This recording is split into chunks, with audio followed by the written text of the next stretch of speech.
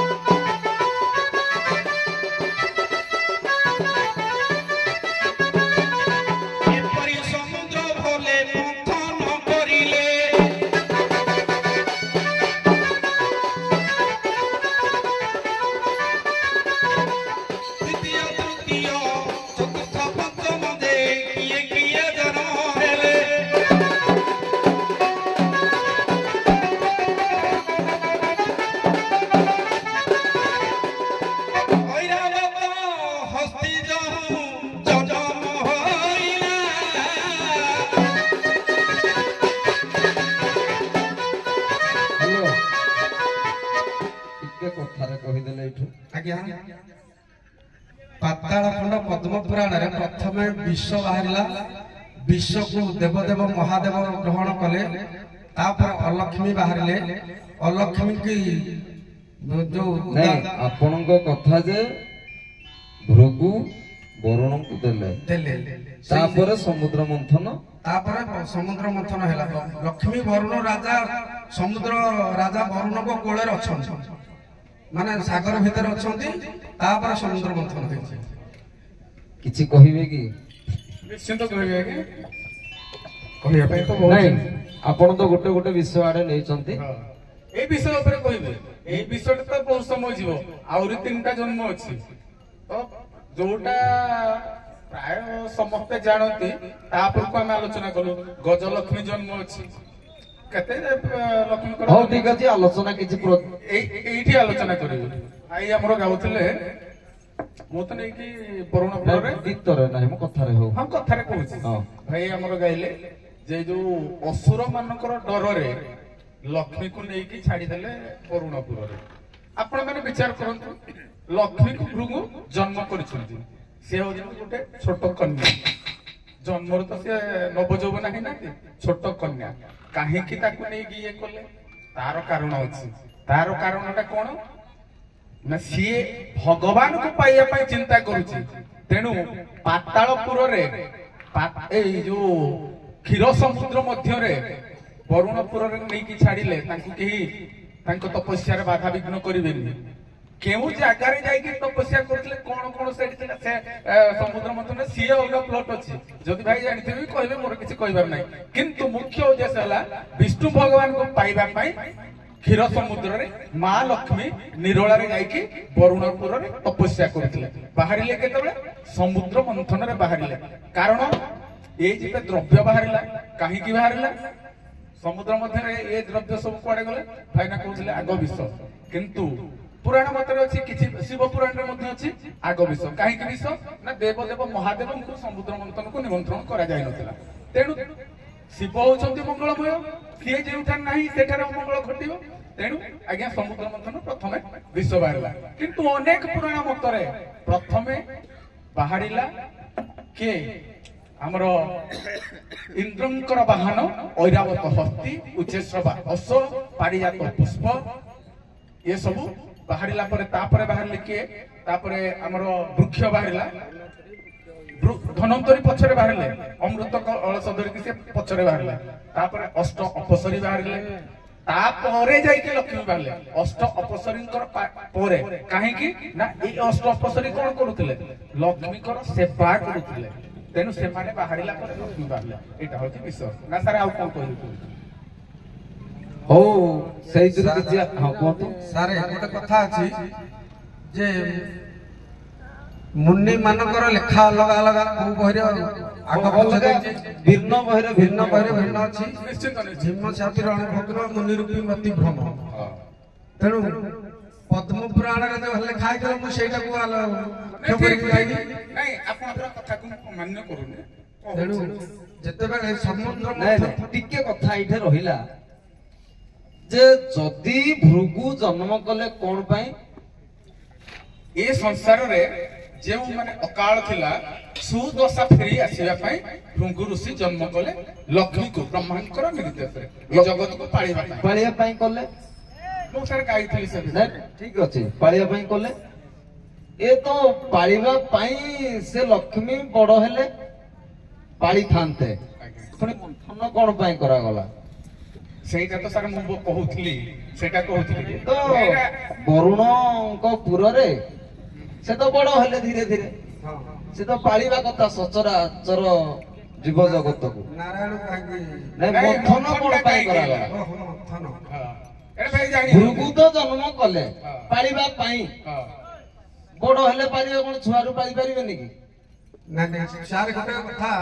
भृगु जन्म कले देखो आज्ञा भगवान कृष्ण को जन्म कले के वसुदेव देवकी कंस भयर नहीं गोपपुर छाड़ी भृगु जन्म कले भी जन प्रति भय थिला बोली से वरुण राजा कोल रे समुद्र जल भितर रखिले से जल भितर को से राक्षस जाई परिबनी बोले उद्देश्य से छाड़ी ये एक दर्शन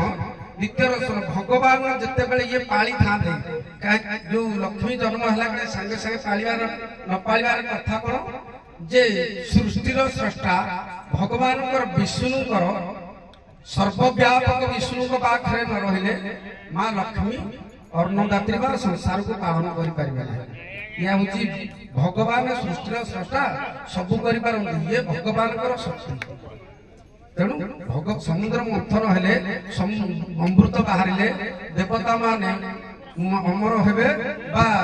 लक्ष्मी आसी पालन कर हो ठीक अछि मु कहि सर हो कोंतु देखंतु समुद्र मंथन करिवार मुख्य उद्देश्य हला इंद्र होचंती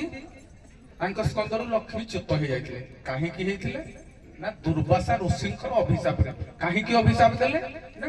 जो पारिजात पुष्पर माळटे नेई की से आसुथिले इंद्र दुर्वासा ऋषि खुशी रे देले किंतु से मत गर्भरे कोन कले ना निजे परिधान न करी अस्थिर सुंदर दे दिले जहा पर हाथी गज मूर्ख से तळे पकई देखि ताहाले आपनक कथारो जहा हला लक्ष्मी सचराचर रे थिले थिले आगे थिले जदि थिले ताले आपण माने जो वरुण राजा टिकी नेई गले केमती समुद्र मंथन डाहेटे हेबो आगे देखंतु जेते देवता मानकर सिरी जेते तांकर अस्त्र शस्त्र धन धान्य जहा थिला ए ऋषिंकर अभिशाप रे एवं ए ऋषि जेतले अभिशाप देले असुर मानकर जो उत्पात होला स्वर्ग को धाड़ी देले ए माने लुचिया पई जगह पाइले तेनु समुद्र रे सब पकई देले तेनु आवश्यक पड़िला समुद्र मंथन न कले अमृत बाहरिबनी यांकर अस्त्र शस्त्र बाहरिबनी वाहन बाहरिबनी ए माने आ बळुआ हेई पारिबनी दानव मानक असुर ये असुर माने मोटा मोटी कथा असुर मानक विनाश पई अमृत बा जो भगवान है विष्णु अमृत पई असुर माने सदा सर्वदा स्वर्गपुर को जाके आक्रमण करे आक्रमण करबा द्वारा से असुर मानक परास्त करि पारिले नहीं मो कहिबा आ गोटे कारण सारे कहूची छोट कारण रे वामन पुराण कथा कहूची आ गोटे कारण थिला जे भगवान विष्णुकर पिठी खंडु मारबा पई समुद्र मंथन होला नहीं नहीं सेटा ठीक ही मो कहिबा कथा औ टिके अछि कोन आज्ञा कहू जे लक्ष्मी जन्म हेले भृगु वरुण को देले तापर समुद्र मंथन कोन पाई हबो लक्ष्मी जते पर्यंत इंद्रंक कंधरु नु आसीची सारे आमे एई वरुण ठारू लक्ष्मी इंद्रंक कंध को जानतु आगो आज्ञा देखंतु इंद्रंकर स्कंदरु लक्ष्मी पतित होई कमल बनर केशर भितरे जाईकी से तपस्या करूचंती अच्छा कमल बनर ताले मो कहिबा कथा लक्ष्मी जन्म हेले वरुणपुर को गले सेडे बड़ हेले तापर सचराचर जगत पालन कले तापर दुर्वासा अभिशाप आग तापर होची से पतित हेले पतित होई जाईकी से तपस्या कले कोठी पद्मवनर पद्म कमल पाखुड़ा मध्य बसिकी से विराजमान करिकी तपस्या कले काहे की ना पालन करता होचंती लक्ष्मी हेले मध्य आगे स्वर्गर पालन करता किए जी राजा जी मोहिर अधिपति सी होची प्रजा को पालन करिवो जदि राजांकर स्कंदरे लक्ष्मी नांती से सार केमति पालन करिवो रत्न भंडार तो खाली सब तो खाली तेणु महालक्ष्मी न आसिले स्कंद को ये पालन करि पारिबे देवता मानको हौ जते बेले समुद्र मंथन हला मंदरगिरी को स्थापन करा गला स्थापन परे मंथन हला परे अनेक द्रव्य जात हला परे गोटे सभा बसिला समस्ते देवता माने सुर असुर मिलित होइकी बसिले गोटे सभा स्थान रे मंदरगिरी एते तार विस्तार से सभारे मंदरगिरी बसिले किपरि यार न्यायटा टिके दियंतु आमे तो एटा बसिचु छोट छोट चेयर पड़ीची किंतु मंदरगिरी एते विस्तार तार आसनटा किपरि हला से बसिले केमिति से सभारे आगे देखंतु मंदरगिरी पढुतली मासे मास तळे देखुतली मंदरगिरीर आयतनटा थिला 11 योजन आ समुद्रर गर्भटा थिला केते गभीरटा थिला 5 योजन କିନ୍ତୁ ମନ୍ଦର ପର୍ବତ କେମିତି ବସିଲେ ନା ଲକ୍ଷ୍ମୀକୁ ଦେଖିକି ସିଏ ମଧ୍ୟ ମୋହିତ ହେଇଯାଇଥିଲେ। ଲକ୍ଷ୍ମୀଙ୍କର ରୂପ ଲାବଣ୍ୟରେ ବିମୋଦ ହେଇକି ସେ ପୁରା ଦୁର୍ବଳ ହେଇଯାଇଥିଲେ। କିଏ? ଯୋଉ ମନ୍ଦର ପର୍ବତ। ସିଏ ମଧ୍ୟ ଆଉ ମନ୍ଥନ କରିବା ପାଇଁ ସେ ରାଜି ହେଲେନି, କହିଲେ ସବୁ ତ ତମେ ନେଇଯିବ, ଆଉ କେହି କିଛି ନେବେନି। ତେଣୁ ସେ ଆଜ୍ଞା ସିଏ ଖର୍ବ ହେଇଯାଇଥିଲେ। ମାନେ ଖର୍ବ ହେଇଗଲେ ମାନେ ତାଙ୍କର ଦୁର୍ବଳତା ହେଇଗଲା ବୋଲି ସେ ଭାଗ୍ୟର କଥା ଶରୀର ଛୋଟ କରିଦେ।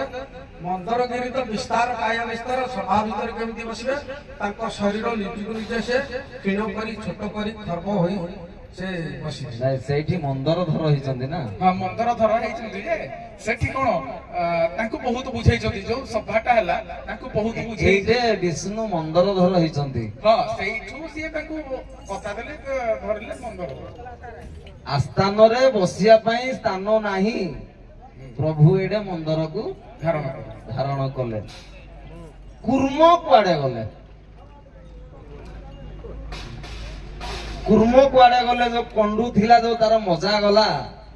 ସେ କୁର୍ମ ଅବତାର ଟା ଗଲା କୁଆଡେ?